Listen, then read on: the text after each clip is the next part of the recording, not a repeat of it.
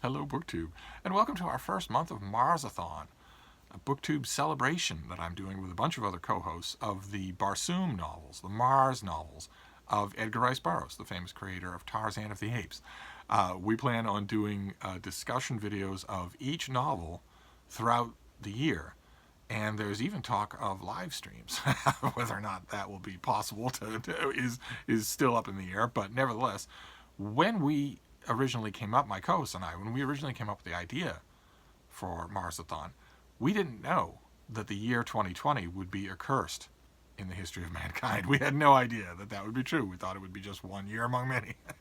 But we're going to press on with Marsathon. And of course, we're going to start with the first book, A Princess of Mars. This is the Science Fiction Book Club edition with a full-color cover by the great Frank Frazetta, and a bunch on the inside, a bunch of black and white spot illustrations, also by Frazetta, who, once his illustration career took off, kind of left spot illustrations behind. He sort of started to do his own thing.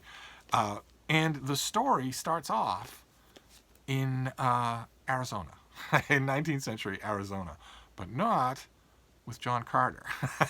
The story starts off in 19th century Arizona with Percival Lowell, a Bostonian astronomer who moved to the wasteland of Arizona in order to set up an observatory far away from what we now call light pollution, in order to observe the heavens in Flagstaff, Arizona. And Lowell was a fascinating character. He deserves an 800-page biography and does not have one. He's always included, twice now, to my knowledge, and maybe more.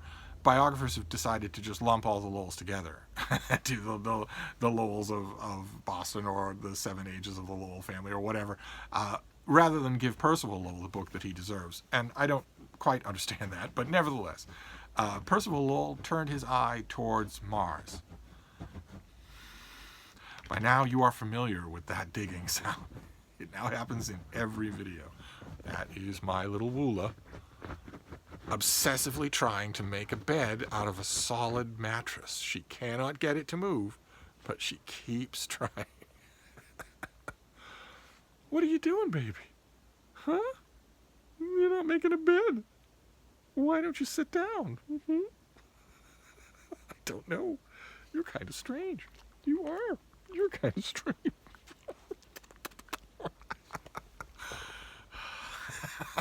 Anyway, Percival Lowell turned his eye towards Mars, and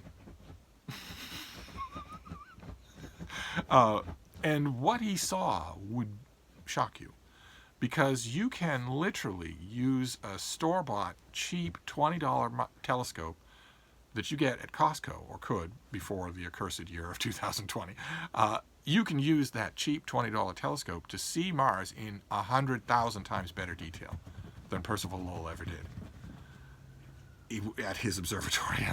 And that means Percival Lowell had the imagination and the spirit and the intellect of the whole of his clan, the whole of the Lowell clan, and he saw images on Mars, blurry. We would consider them utterly unsatisfying, and theorized about them, and wrote a series of books. He wrote 3 books on those images that looked to him like canals. They looked man-made, not natural, through the incredibly blurry vision of Mars that he had access to. And the last of his 3 books, published in 1908, was Mars as an Abode of Life, in which he theorized about what kind of things could live on Mars, what kind of people, what kind of civilization could live on Mars. No probes. This was well over 100 years ago. There were no probes. There was no close-up photography. There was no in-depth knowledge, none whatsoever. Percival Lowell had no way of knowing at the time that he wrote Mars as the Abode of Life that nothing living as we conventionally understand it could live on Mars. Certainly not on the surface of Mars, and not for a long, long time. Once upon a time, billions of years ago, it was probably possible to look, if you had a good $20 store-bought telescope and trained it on the planet Mars, it's possible that billions of years ago you would have seen greenery and even the blue of oceans. That's possible. Mars probably had lakes of standing water, and maybe greenery, and maybe even life of some kind, or microbial life of some kind or other. But it hasn't had that in a long time. It is swept by hard radiation, and it is freezing cold, bitterly cold, too cold for organic life as we know it.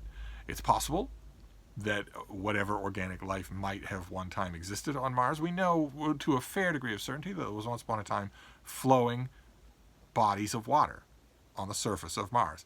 Flowing bodies of water tend to generate life on Earth, and so why not on Mars?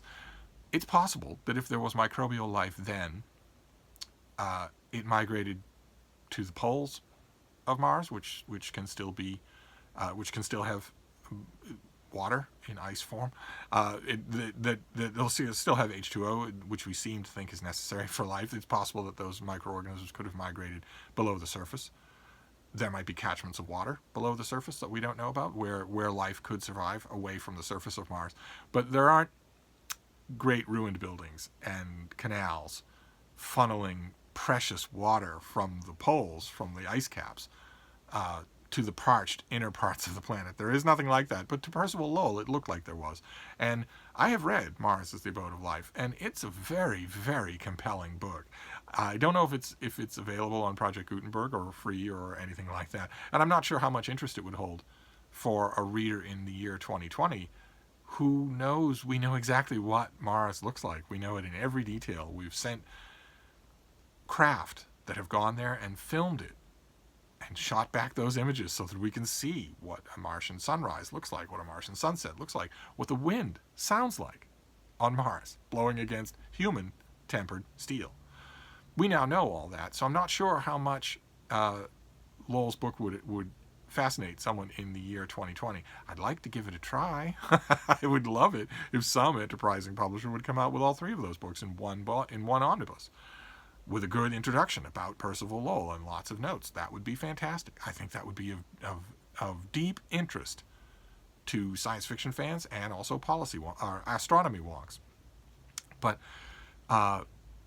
that book isn't the digression that it might seem, because Mars is the Abode of Life was consumed eagerly with heavy annotation by Edgar Rice Burroughs, the writer Edgar Rice Burroughs, who was a great guy, a friendly guy, an infinitely fertile imagination, and like most infinitely fertile imaginations, it was also bramble thin.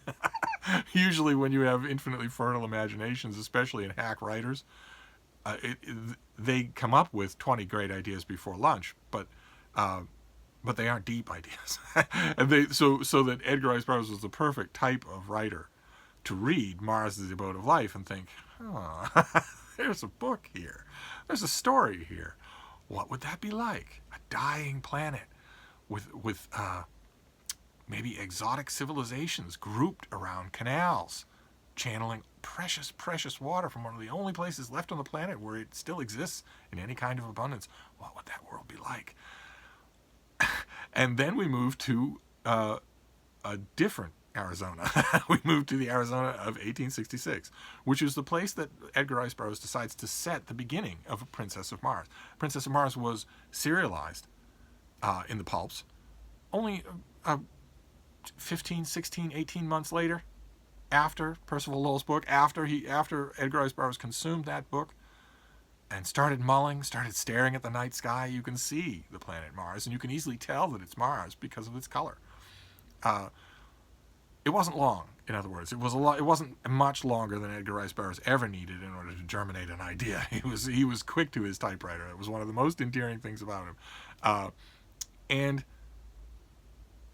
when he read those accounts, not just Mars is the Abode of Life, but the previous two books by Percival Lowell, when he started reading up on the subject, a vision formed in his mind of a dying world, a decadent world, and what that would be like.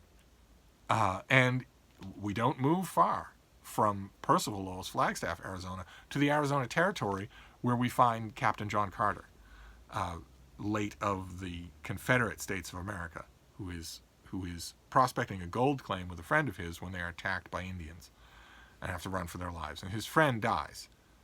But John Carter finds himself trapped in a cave, and the Indians won't approach. They're terrified by something.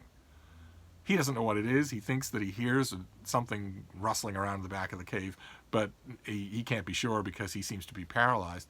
And when he makes an all-concerting effort to move, he does, but not in the way that he's expecting. He does indeed succeed in standing up, but he's naked, and he's not on Earth anymore. He's on Mars, and as he tells us in the narrative the book is narrated first person by John Carter. He tells us, I knew for sure in an instant that I was on Mars, in the exact same way that you know when you stand up on Earth that you're on Earth. Edgar Rice Burroughs came up with the absolutely perfect idea of showing us the decadent, fantastic Mars that he had daydreamed out of Percival Lowell's book through the eyes of a human. And he came up with one fantastic gimmick after another. Of course, Mars has a lighter gravity than Earth and a thinner atmosphere. And Edgar Rice Burroughs, long before Philip Wiley wrote The Gladiator, long before Joe Siegel and Jerry Schuster wrote Superman, long before any of that, Edgar Rice Burroughs realized that if that were true, an Earthman on Mars would have superpowers. He'd be able to leap an eighth of a mile. He'd have enormous physical strength, far out of proportion with his size. And that is one of the ways in which John Carter is distinctive, to put it mildly, in his new world, which is a decadent world. It is a world nearly overrun by barbarian hordes, with glittering, beautiful cities constantly under siege, warfare with each other, and also warfare with the barbarian natives all around them. That world, its inhabitants call Barsoom, and that's where our story, our Barsoomian tales come from. And that difference in Mars' gravity and atmospheric pressure makes John Carter a Superman. He's a handicapped Superman at first. It's another virtuoso little bit of Edgar Rice Burroughs thinking that, of course, he would need to learn how to walk all over again. He would be ungainly at first. He doesn't grow up in a different gravity the way Kal-El of Krypton does. Instead, he needs to recalibrate his movements. And that is a great gimmick to make John Carter fascinating in his own right. John Carter is also a swordsman, a Confederate bravo, brave to a fault, full of the very noxious old ideas of the Confederacy of chivalry. And that would make him fascinating enough as a main character for a science fiction book. But I always point out to people when I talk about this book that Burroughs goes even further than that to make John Carter stand out as a main character. Because even before John Carter gets to Mars, he is still one of a kind, and he is still strange. I want to read you the beginning of the book, to show you what I mean by that. This is the very first chapter of A Princess of Mars. I am a very old man. How old, I do not know. Possibly I am 100, possibly more, but I cannot tell because I have never aged as other men do, nor do I remember any childhood. So far as I can recollect, I have always been a man of about 30. I appear today as I did 40 years ago and more, and yet I feel that I cannot go on living forever, that someday I shall die the real death from which there is no resurrection.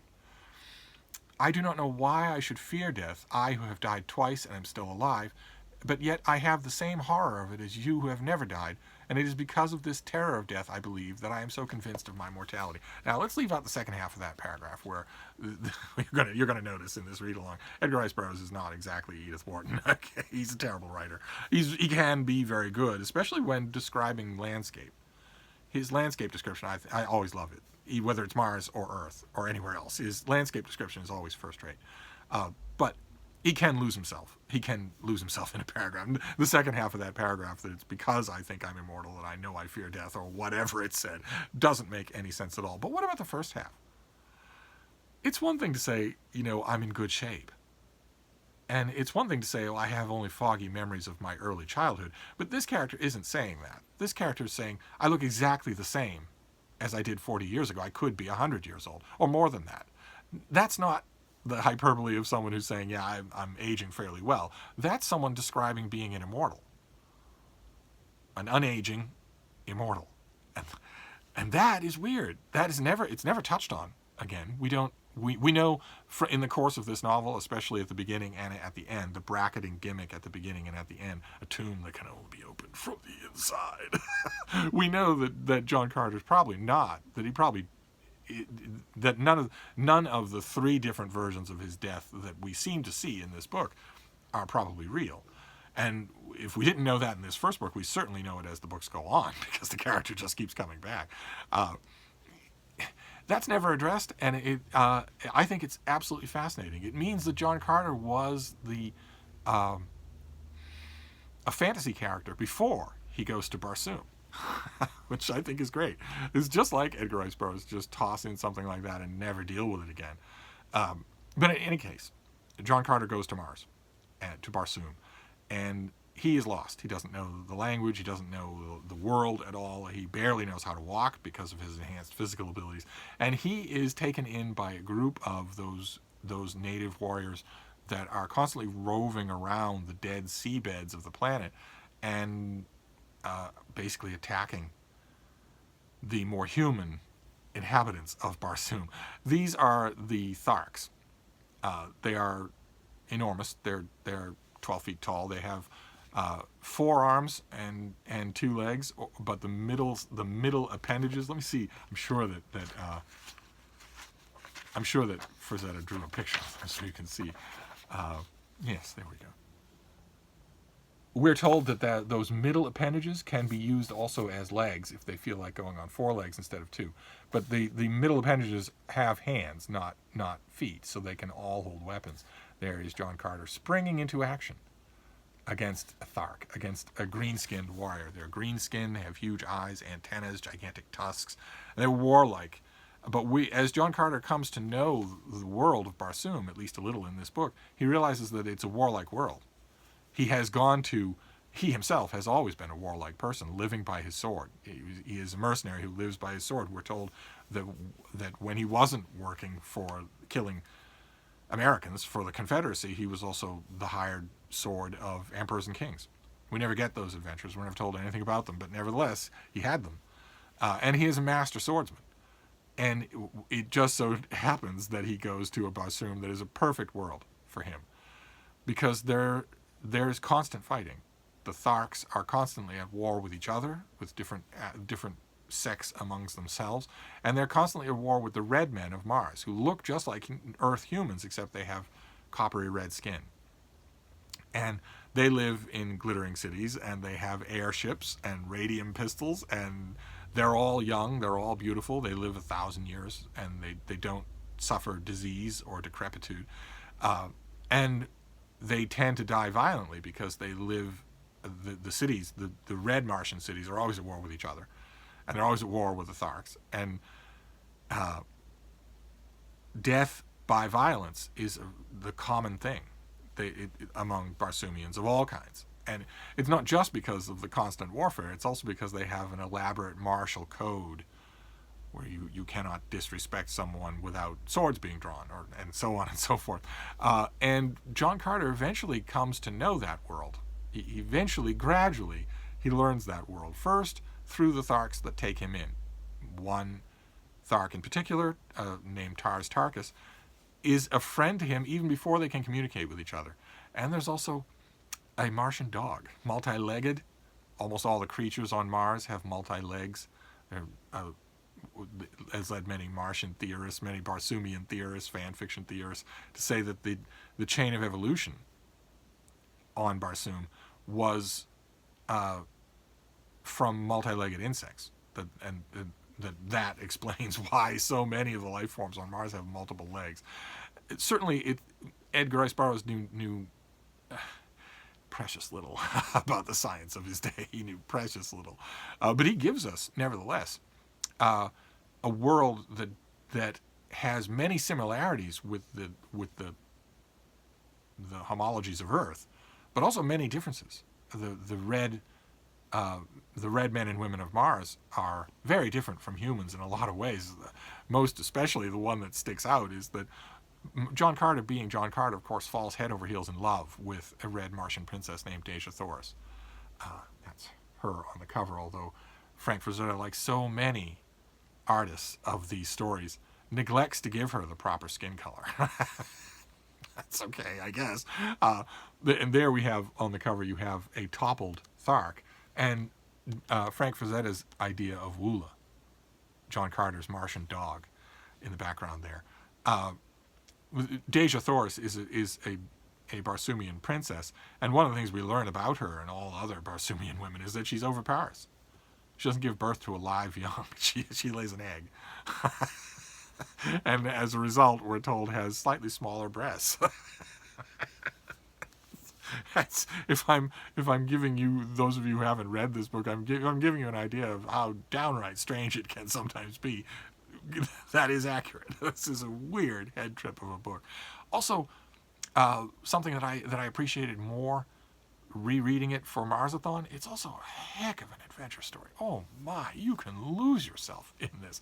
I know that that's temporarily unfashionable to say, because John Carter is hetero, and he's cis, and he's white, and he's a Confederate. So he should be canceled or whatever. And then you just have to put that aside in order to read this, because the story just gets better as it goes along.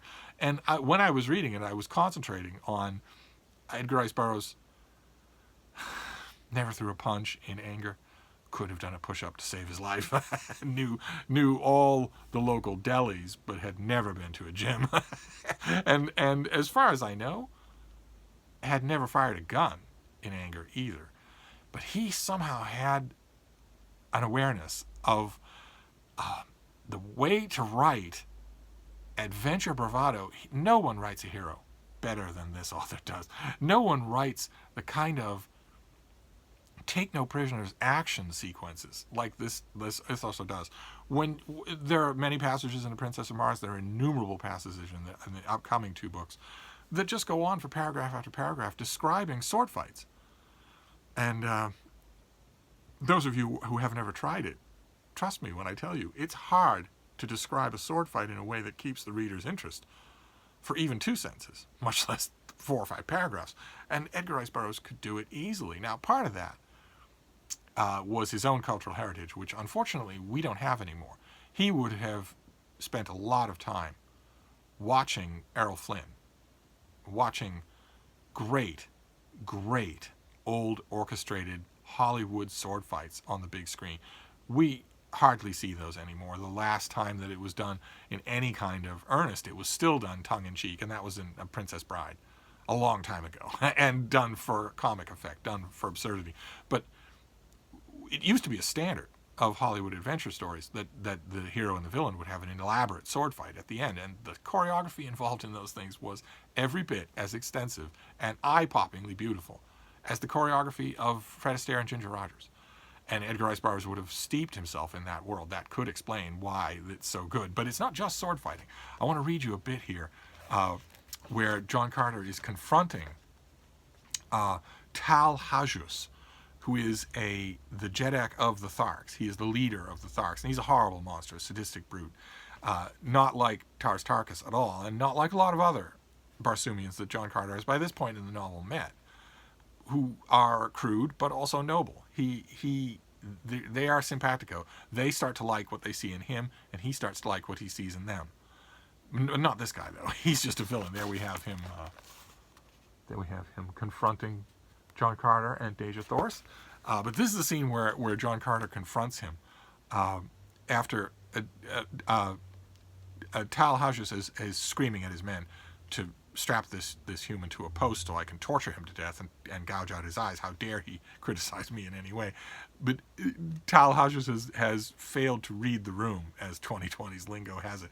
He's failed to realize that his Thark warriors are not liking what they're seeing in him, and are liking what they're seeing in John Carter now. By this point, John Carter can speak to Martians in their own language. So he says, "Chieftains of Thark," I cried to the assembled council, ignoring Tal Hajus, "I have been a chief among you, and today I have fought for Thark shoulder to shoulder with her greatest warrior, Tars Tarkas.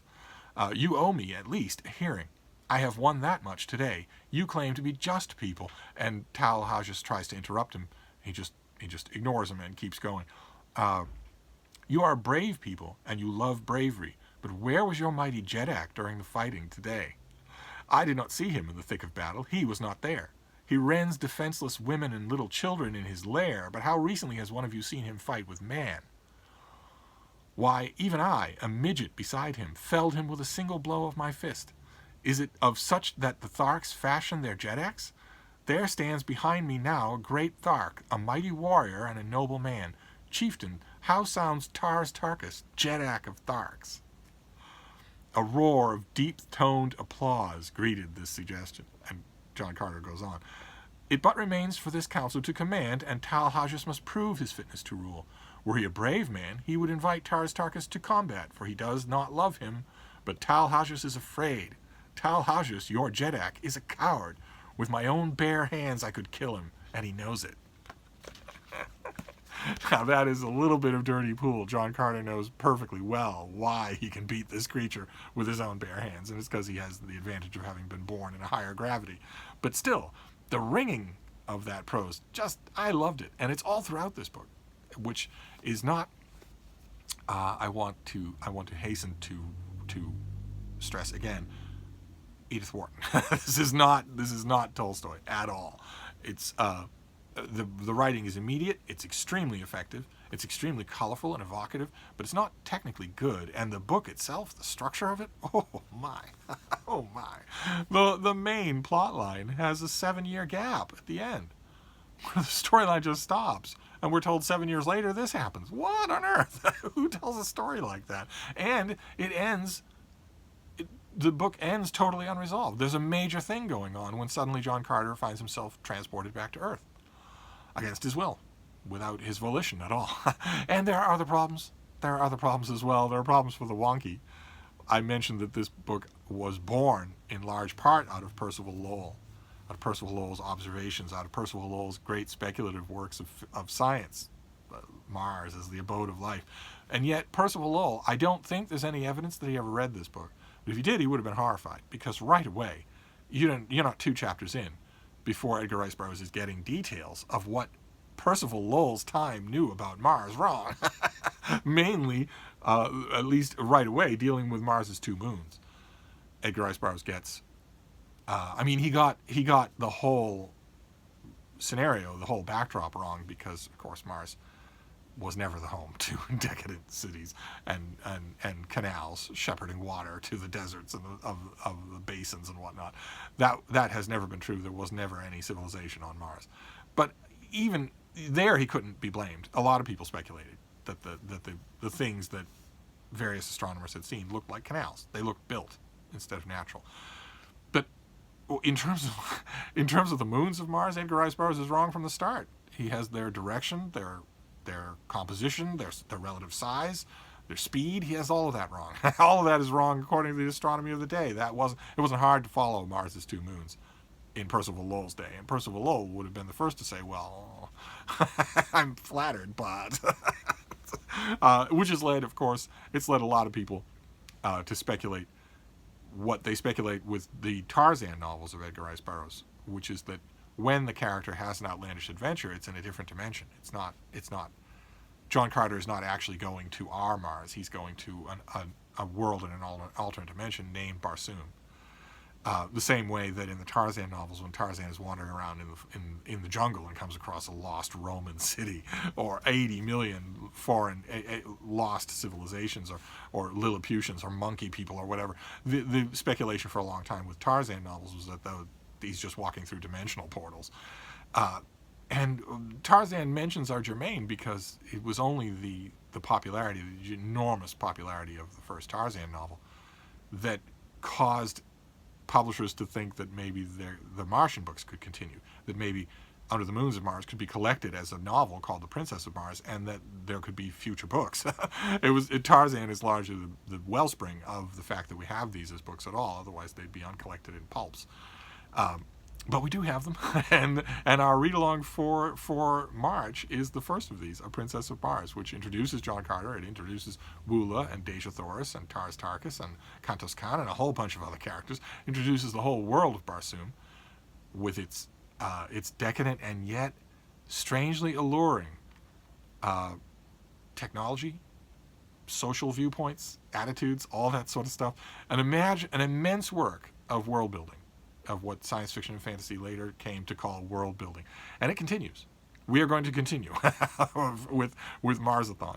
Our next, we'll just move on to the next book for April. And I will leave links to all of my co-hosts down below. I don't know when their videos will be going up. I can't wait to hear what they have to say about this book. We have a few people in our group who haven't read any of the Barsoom novels, and that's going to be amazing. I mean, we have the group has Matt Wall, the Paperback Junky, who has read the Barsoom novels. It has Mark Richardson, who, like me, has spent an enormous amount of time on Barsoom. But it has a couple of our younger members have never read these books, so it's going to be fascinating to see. I'll leave links to all their channels down below, and we will return. I wish I could show you another. Let me show you, as long as I've got you here, and as long as, okay, we saw that one already.